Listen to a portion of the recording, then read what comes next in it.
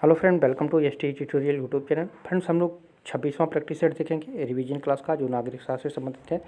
आपके JC lecturer और TGT, PGT, GTC, LT grade सभी एग्जाम के लिए काफ़ी महत्वपूर्ण होगा। इसके पहले का पार्ट आप लोग देखना चाहते हैं तो प्लेलिस्ट में जाकर के देख सकते हैं, जो आपके एग्जाम के दृष्टि से ही सारे प्रैक्टिस सेट को तैयार किए गए हैं। फ्रेंड्स, वीडियो को अंत तक जरूर देखिएगा। अगर वीडियो अच्छा लगे तो चैनल को सब्सक्राइब कर लीजिएगा, लाइक कीजिएगा और दोस्तों में शेयर भी कीजिएगा। तो चलिए प्रश्न को शुरू करते हैं। पहला प्रश्न है, सामाजिक समझौता सिद्धांत किसके विकास में सहयोग दिया? तो बी ऑप्शन सही होगा, शक्तियों के पृथक्करण। ठीक है, जॉन लॉक ने जो है कार्यपालिका और विधानपालिका की शक्ति का पृथक्करण जो है स्वतंत्रता की रक्षा के लिए आवश्यक बताया और मॉन्टेस्क्यू ने इसे बाद में जो है उन्नत करके शक्तियों के पृथक्करण का जो है सिद्धांत खोज निकाला था। तो यहाँ पे बी ऑप्शन आपका सही हो जाएगा। दूसरा नंबर प्रश्न है, राज्य की उत्पत्ति के विकास का सिद्धांत विश्वास करता है कि समाज विकास के अनेक सोपानों से होकर गुजरा है। ठीक है, तो ये ऑप्शन आपका सही हो जाएगा। वो सोपान कौन कौन से होते हैं? तो पहला होता है इसमें रक्त संबंध। ठीक है, दूसरा होता है धर्म, तीसरा होता है बल, चौथा होता है आपका अर्थव्यवस्था। ठीक है, और पांचवा होता है राजनीतिक चेतना। ठीक है, तो ये 5 सोपान होते हैं जिससे जो है विकास का सिद्धांत होकर के गुजरता है। तो यहाँ पे ए ऑप्शन आपका सही हो जाएगा। तीसरा नंबर प्रश्न है, राज्य की उत्पत्ति के दैवी सिद्धांत के अंतर्गत राज्य उपभोग करता है। तो किसका उपभोग करता है? तो अबाध शक्ति का। ठीक है, ये ऑप्शन इसमें आपका सही हो जाएगा। जो राज्य की दैवी उत्पत्ति सिद्धांत है, इसके अंतर्गत जो है राज्य की स्थापना स्वयं ईश्वर अथवा किसी अन्य दैवी शक्ति द्वारा होती है और वही उस पर जो है शासन करता है। राज्य का शासन या तो ईश्वर करे, स्वयं करे, या किसी ऐसे शासक द्वारा कराए जिसे ईश्वर का प्रतिनिधि माना जाता है। ईश्वर स्वयं राजाओं का चयन करता है। राजा अपने कार्यों के लिए केवल ईश्वर के प्रति ही जिम्मेदार माना है। ठीक है, तो यहाँ पे आपका ए ऑप्शन सही हो जाएगा। चौथा नंबर प्रश्न है, निम्नलिखित में से किसी ने राज्य के विकास को प्रभावित नहीं किया है? राज्य के विकास को प्रभावित नहीं किया है तो ये राजनीतिक दल हो जाएगा। ठीक है, क्योंकि रक्त संबंध, धर्म, राजनीतिक चेतना, ये सभी जो है राज्य के विकास के मुख्य सोपान माने जाते हैं। और इसमें और है, एक बल है और एक अर्थव्यवस्था है। ठीक है, तो रक्त संबंध, धर्म, राजनीतिक चेतना, बल और अर्थव्यवस्था, ये राज्य के विकास के 5 महत्वपूर्ण सोपान माने जाते हैं, जिसमें राजनीतिक दल जो है ये इसकी सोपान नहीं है। ठीक है, तो यहाँ पे नहीं किया पूछा तो डी ऑप्शन सही हो जाएगा। 5वां नंबर प्रश्न है, निम्नलिखित विचारों में से मार्क्स ने जो है हेगल से कौन सा विचार लिया था? तो लिया था द्वंद्वात्मक पद्धति। ठीक है, सी ऑप्शन करेक्ट होगा। मार्क्स ने जो है हेगल से द्वंद्वात्मक पद्धति का विचार लिया, परंतु मार्क्स ने जो है प्रेरक शक्ति बदल दी और उसने इसे जो है आत्मा या विश्वात्मा से अलग करके स्वयं पदार्थ के भीतर स्थापित किया। तो यहाँ पे सी ऑप्शन करेक्ट हो जाएगा। 6ठा नंबर क्वेश्चन है, निम्नलिखित में से कौन एक उदारवाद से जुड़ा हुआ नहीं है यहाँ पूछा है। तो ऑप्शन नंबर ए सही हो जाएगा, सत्तावाद। ठीक है, उपयोगितावाद, व्यक्तिवाद तथा इच्छा स्वतंत्रतावाद तीनों ही उदारवाद से जुड़े हैं। ठीक है, उपयोगितावाद, इच्छा स्वतंत्रतावाद और व्यक्तिवाद, ये तीनों जो है उदारवाद से आपके जुड़े हुए हैं। उदार और समकालीन उदारवाद के अंतर्गत जो सिद्धांत व्यक्ति की नकारात्मक स्वतंत्रता पर बल देते हैं और अहस्तक्षेपी नीति को उचित ठहराने के लिए जो है नया आधार प्रस्तुत करते हैं, उन्हें क्या कहते हैं? स्वेच्छातंत्रवाद और नौ उदारवाद की श्रेणी में रखा जाता है। ठीक है, तो यहाँ पे आपका ए ऑप्शन सही हो जाएगा, ये उससे जुड़ा हुआ नहीं है। 7वां नंबर प्रश्न है, एक साम्यवादी राज्य समर्थन नहीं करता। तो एक साम्यवादी राज्य किसका समर्थन नहीं करता है? तो वो वर्ग संघर्ष का समर्थन नहीं करता है। ठीक है, साम्यवाद का सिद्धांत जो 2 स्थितियों की कल्पना करता है, जो साम्यवाद का सिद्धांत है 2 स्थितियों का जो है वर्णन करता है। पहला है संक्रमणकालीन अवस्था। ठीक है, संक्रमणकालीन अवस्था, और दूसरा है अंतिम अवस्था। तो संक्रमणकालीन अवस्था जो है इसमें कहा जाता है यह अवस्था क्रांति के श्रमिक वर्ग की विजय के साथ उत्पन्न हो जाएगी तथा नए प्रकार के राज्य को सर्वहारा के अधिनायकवाद के नाम से जाना जाएगा। ठीक है, ये संक्रमणकालीन अवस्था बताता है। और अंतिम अवस्था जो है इसमें यह वह काल है जिसमें राज्य का लोप हो जाएगा तथा सर्वहारा के अधिनायकवाद के अधीन जो है स्थापित वर्ग विहीन समाज को जीवन की राज्य विहीन दशा में परिवर्तित कर दिया जाएगा।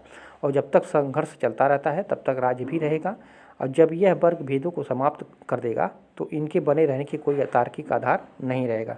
ठीक है, तो ये साम्यवादी सिद्धांत इस दो जो है आधारों को मानता है। ठीक है, और ये जो है वर्ग संघर्ष का जो है सिद्ध का समर्थन नहीं करता है। तो यहाँ पे सी ऑप्शन आपका करेक्ट हो जाएगा। 8वां नंबर प्रश्न है, एक कल्याणकारी राज्य है। तो एक कल्याणकारी राज्य व्यक्तिगत स्वतंत्रता को प्रतिबंधित करता है। ठीक है, तो यहाँ पे भी ऑप्शन आपका सही हो जाएगा। लोक कल्याणकारी राज्य का अर्थ है राज्य की कार्यक्षेत्र का विस्तार, और राज्य के कार्यक्षेत्र के विस्तार का अर्थ प्रायः व्यक्तिगत स्वतंत्रता पर बंधन लिया जाता है। ठीक है, तो यहाँ पर व्यक्तिगत स्वतंत्रता को प्रतिबंधित करता है ये कल्याणकारी राज्य। तो यहाँ पे भी ऑप्शन आपका सही हो जाएगा। 9वां नंबर प्रश्न है, दो सूची दिया हुआ है, एक सिद्धांत है और एक सिद्धांतकार है, इसको मिलान करना है। तो लोकतंत्र का शास्त्रीय सिद्धांत किसने दिया था? तो लोकतंत्र का शास्त्रीय सिद्धांत से संबंधित है मार्कर और लिंडसे। ठीक है, लोकतंत्र के शास्त्रीय सिद्धांत के विचारक में आ जाते हैं ग्रीन भी आ जाते हैं। ठीक है, बार्कर भी आ जाते हैं, लिंडसे भी आ जाते हैं, लास्की भी आ जाते हैं, मैकाइवर भी आ जाते हैं। ठीक है, तो ये सभी जो है इस सिद्धांत के समर्थक थे। ठीक है, और लोकतंत्र के बहुलवादी सिद्धांत, ठीक है, लोकतंत्र के बहुलवादी सिद्धांत में ये शुम्पीटर और डाहल, ठीक है, इससे संबंधित है।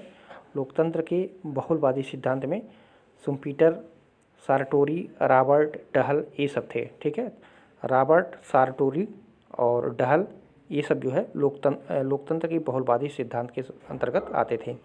और लोकतंत्र की अभिजनवादी सिद्धांत के समर्थक कौन थे? तो लोकतंत्र के अभिजनवादी सिद्धांत के समर्थक जो है सीराइट्स, मिल और मोस्का थे। ठीक है, तो यहाँ पे तीसरा सही होगा। सीराइट्स, मिल्स थे, मोस्का थे, मिसेल्स थे, ये सभी जो है। और लोकतंत्र का आर्थिक सिद्धांत तो एंथोनी डाउन्स।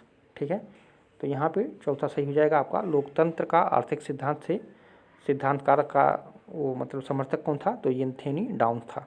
ठीक है, तो यहाँ पे क्रम से सही हो रहा है 1 2 3 4। तो यहाँ पे आप कूट में देख सकते हैं 1 2 3 4 आपका सी नंबर में है, तो आपका सी नंबर ऑप्शन सही हो जाएगा। 10वां नंबर प्रश्न है, समाजवादी राज्य किसको महत्व देता है? तो समाजवादी राज्य जो है आर्थिक स्वतंत्रता को महत्व देता है। ठीक है, यहाँ पे भी ऑप्शन आपका करेक्ट हो जाएगा। समाजवाद का अर्थ है सामाजिक, आर्थिक और राजनीतिक जीवन में जो है पूरी जनता की खुली और बराबर की साझेदारी। ठीक है, तो यहाँ पे आर्थिक स्वतंत्रता हम इसको कह सकते हैं। तो बी ऑप्शन आपका सही हो जाएगा। 11 नंबर प्रश्न है, E.S. फाइनर ने दबाव समूहों की को संज्ञा दी है। तो दबाव समूहों की कौन सी संज्ञा दी है E.S. फाइनर ने? तो ये दिया है अज्ञात साम्राज्य की। ठीक है, अज्ञात साम्राज्य की संज्ञा दी है दबाव समूह को। Professor E.S. फाइनर ने जो है दबाव समूहों को गुमनाम साम्राज्य या अज्ञात साम्राज्य दोनों कह सकते हैं। ठीक है, तो यहाँ पे ए ऑप्शन आपका सही हो जाएगा। और एक लेखक है इनका पूछता है D.D. मैक्सीन। ठीक है, D.D. मैक्सीन ने जो है दबाव समूहों को क्या कहा था? तो इसे अदेश्य सरकार कहा था। ठीक है, अदेश्य सरकार कहा था। तो इसको भी आप लोग याद रखिएगा।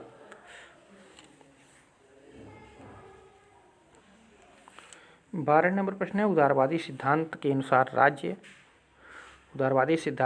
राज्य किसी साध्य के लिए एक साधन है। ठीक है, किसी साध्य के लिए साधन है। तो यहाँ पे ए ऑप्शन आपका करेक्ट हो जाएगा। 13 नंबर प्रश्न है, प्रतिनिधित्व का वह सिद्धांत जो व्यवस्था तथा सत्ता पर बल देता है। तो कौन सा सिद्धांत है? तो वो प्रतिक्रियावादी सिद्धांत है। ठीक है, ए ऑप्शन आपका इसमें सही हो जाएगा। प्रतिनिधित्व के प्रतिक्रियावादी सिद्धांत का मुख्य प्रवर्तक जो माना जाता है उसको माना जाता है थॉमस हॉब्स को। ठीक है, थॉमस हॉब्स को माना जाता है। और अलेक्जेंडर हैमिल्टन है। ठीक है, तो इसको भी माना जाता है इसके मतलब समर्थक के रूप में। और यह सिद्धांत व्यवस्था और सत्ता की आवश्यकता पर जो है बल देता है। ठीक है, प्रक्रियावादी सिद्धांत जो है ये सत्ता की आवश्यकता पर जो है ये बल देता है। तो यहाँ पे ए ऑप्शन आपका करेक्ट हो जाएगा। 14 नंबर क्वेश्चन है, निम्नलिखित में से कौन एक सुमेलित नहीं है, यहाँ पूछा है। तो व्यक्तिवाद जो है राज्य की आवश्यक बुराई है, ये तो सुमेलित है। समाजवाद राज्य की सकारात्मक भलाई है, इससे संबंधित है, ये भी सही है। अराजकतावाद राज्य की बुराई है, तो ये आपका गलत हो जाएगा। तो यही ऑप्शन आपका सही हो जाएगा, ये सही सुमेलित नहीं है। ठीक है, अराजकतावाद राज्य को आवश्यक बुराई मानता है क्योंकि यह व्यक्तियों का किसी प्रकार का हित साधन नहीं करता है। ठीक है, तो यहाँ पे आपका सी ऑप्शन करेक्ट हो जाएगा।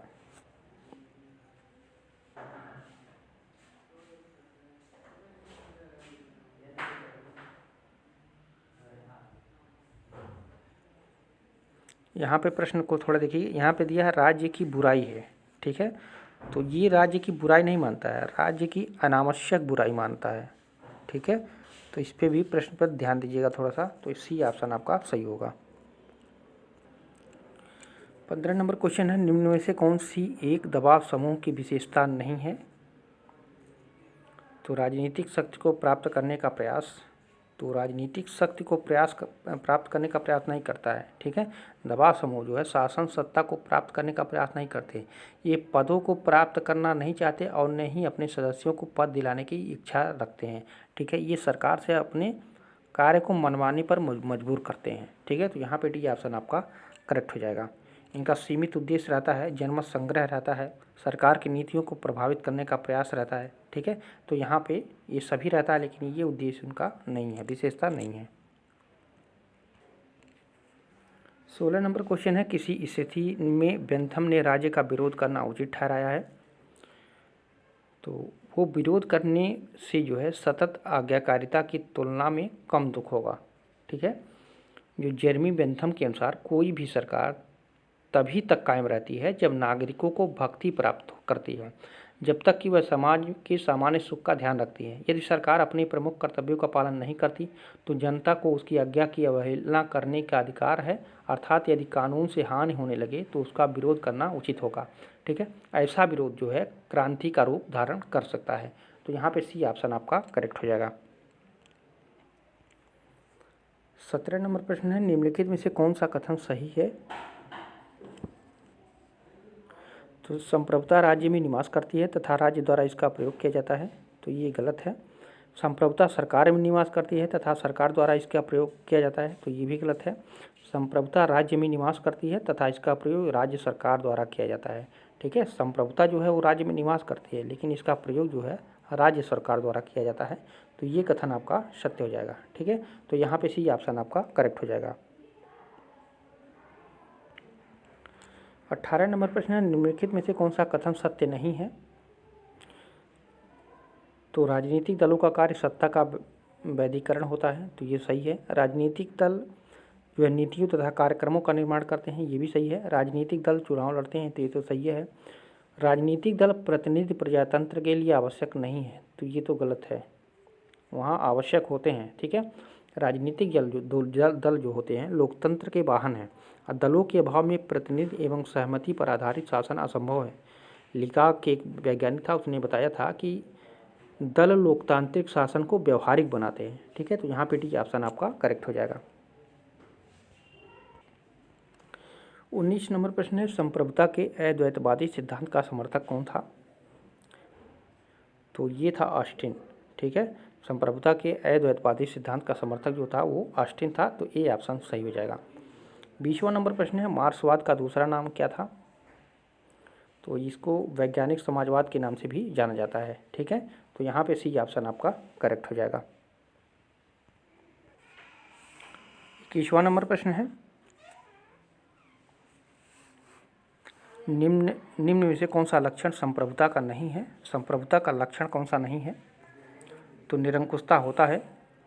ठीक है, सर्वव्यापकता होता है, अविभाज्यता होता है, लचीलापन नहीं होता है। ठीक है, यहाँ पे भी ऑप्शन आपका सही हो जाएगा। संप्रभुता के मुख्य रूप से 7 लक्षण माने गए हैं। पहला है आपका निरंकुशता। ठीक है, दूसरा है मौलिकता।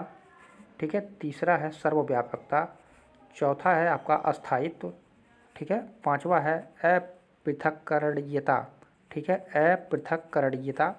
छठवां है आपका अनन्यता। ठीक है, अनन्यता। सातवां है आपका अविभाज्यता। ठीक है, तो ये 5 जो है संप्रभुता के लक्षण बताए गए हैं। ठीक है, इसमें उसमें जो है लचीलापन नहीं था। ठीक है, बी ऑप्शन आपका सही होगा। 22 नंबर प्रश्न है, निम्नलिखित में से ऑस्टिन की संप्रभुता के सिद्धांत का जो है कटु आलोचक कौन था? तो सर हेनरी मैन। ठीक है, ऑस्टिन द्वारा जो व्यवहारिक पक्ष पर ध्यान न दिए जाने पर सर हेनरी मैन जो और ब्राइस एयरलॉर्ड ब्लंटसली जेम्स स्टेफन ये सभी विद्वानों ने जो है ऑस्टिन के संप्रभुता सिद्धांत की कटु आलोचना की थी, क्योंकि इन्होंने जो है व्यवहारिक पक्ष पर ध्यान नहीं दिया था। ठीक है, तो यहाँ पे सी ऑप्शन आपका करेक्ट हो जाएगा। 23 नंबर प्रश्न है, निम्नलिखित बहुलवादियों में से कौन बहुलवाद का अतिवादी दृष्टिकोण नहीं अपनाता है तथा यह कहता है कि मेरी आत्मा का घर राज्य में है? तो ये कहा था मिस एम.पी. फॉलेट। ठीक है, ए ऑप्शन सही हो जाएगा। इन्होंने कहा था, एम.पी. फॉलेट ने कहा था, राज्य का निर्माण समुदाय से नहीं हो सकता क्योंकि यह अनेक समुदाय मनुष्य की पूर्णता को अपने में नहीं सम्मिलित कर सकता है और एक आदर्श राज्य व्यक्ति की पूर्णता की मांग करता है। मेरी नागरिकता एक व्यावसायिक संघ की सदस्यता से कहीं बड़ी वस्तु है। राजनीति में एक पूर्ण मनुष्य की आवश्यकता होती है। मेरी आत्मा का निवास जो है राज्य में है। तो यहाँ पे ए ऑप्शन आपका करेक्ट हो जाएगा। 24 नंबर प्रश्न है, अल्पसंख्यक प्रतिनिधित्व हेतु निम्न में से कौन सी पद्धति नहीं है? तो ये आपका हो जाएगा वयस्क मतदान प्रणाली। ये जो है अल्पसंख्यक प्रतिनिधित्व हेतु जो है ये पद्धति नहीं मानी जाती है। इसके मुख्य रूप से 7 पद्धति बनाए गए हैं। पहला है आपका द्वितीय मत प्रणाली। ठीक है, दूसरा है आपका पृथक निर्वाचन प्रणाली, तीसरा है संचित मत प्रणाली। ठीक है, चौथा है आपका वैकल्पिक। ठीक है, पांचवा है आपका एकल संक्रमणी, छठा है आपका पृथक या सांप्रदायिक मत प्रणाली, पृथक या सांप्रदायिक मत प्रणाली, और सातवां था संरक्षण एवं नामांकन प्रणाली। ठीक है, तो इसके अल्पसंख्यक प्रतिनिधित्व हेतु जो है 7 प्रकार की पद्धति को अपनाया गया था और इसमें वयस्क मतदान प्रणाली को अपनाया नहीं गया था। तो यहाँ पे नहीं पूछा है, तो डी ऑप्शन आपका करेक्ट हो जाएगा। 25वां नंबर प्रश्न है, बहुलवादियों के अनुसार निम्नलिखित में से कौन सा कथन सही नहीं है? तो सत्ता संघात्मक है, ये तो सही है। संगठनों का अपना व्यक्तित्व तथा इच्छा होती है, ये भी सही है। संप्रभुता विभाज्य है, ये भी सही है। अंतर्राष्ट्रीय विधि संप्रभुता को मर्यादित नहीं करती है, तो ये आपका गलत हो जाएगा। ठीक है, बहुलवादियों का कहना है कि संप्रभुता अंतर्राष्ट्रीय कानून, राज्यों के पारस्परिक समझौते तथा अंतर्राष्ट्रीय संघों द्वारा सीमित है।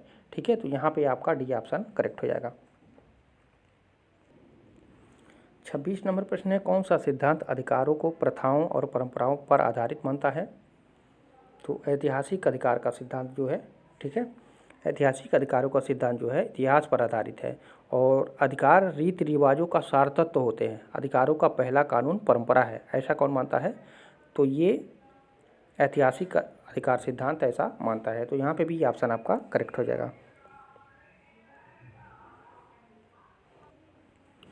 27 नंबर प्रश्न है, निम्नलिखित में से कौन सा समानता के एक संघटक के रूप में गलत सूचीबद्ध किया गया है?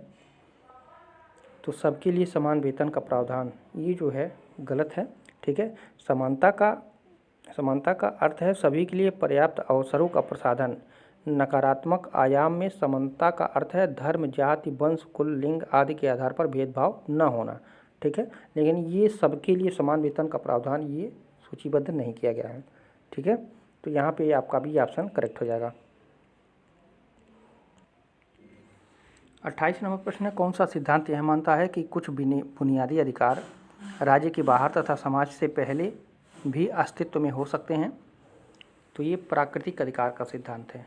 ठीक है, प्राकृतिक अधिकार सिद्धांत जो है बताता है, इसमें 2 प्रकार की व्यवस्थाएं देता है। पहला है ऐतिहासिक साक्ष्य यह सिद्ध करता है कि मानव का अस्तित्व समाज से पूर्व होगा। ठीक है, और दूसरा मानता है कि यह समाज का गठन करता है ताकि इन अधिकारों का संरक्षण हो सके। प्रकृति कुछ निश्चित अधिकारों की निर्माता है जिनका चरित्र जो है विश्वव्यापी, विवेक संगत, अस्थायी एवं अपरिवर्तनीय है। ठीक है, तो यहाँ पे आपका सी ऑप्शन करेक्ट हो जाएगा। 29 नंबर प्रश्न है, न्याय का समझौतावादी सिद्धांत किसने दिया? तो ये न्याय का समझौतावादी सिद्धांत दिया था जॉन रॉल्स ने। ठीक है, बी ऑप्शन सही हो जाएगा। न्याय का समझौतावादी सिद्धांत अमेरिका के सुप्रसिद्ध दार्शनिक जॉन रॉल्स ने दिया था।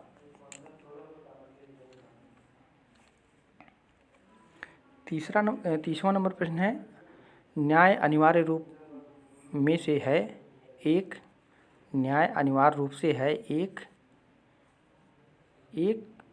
नैतिक विचार, सामाजिक विचार, वैधानिक विचार। ठीक है, तो यहाँ पे डी सही हो जाएगा। ठीक है, उपयुक्त सभी अन्य विचारों से संयुक्त जटिल विचार। ठीक है, तो यहाँ पे डी ऑप्शन सही हो जाएगा। न्याय एक नैतिक, सामाजिक और वैधानिक विचार तीनों है। ठीक है, तो डी ऑप्शन सही हो जाएगा।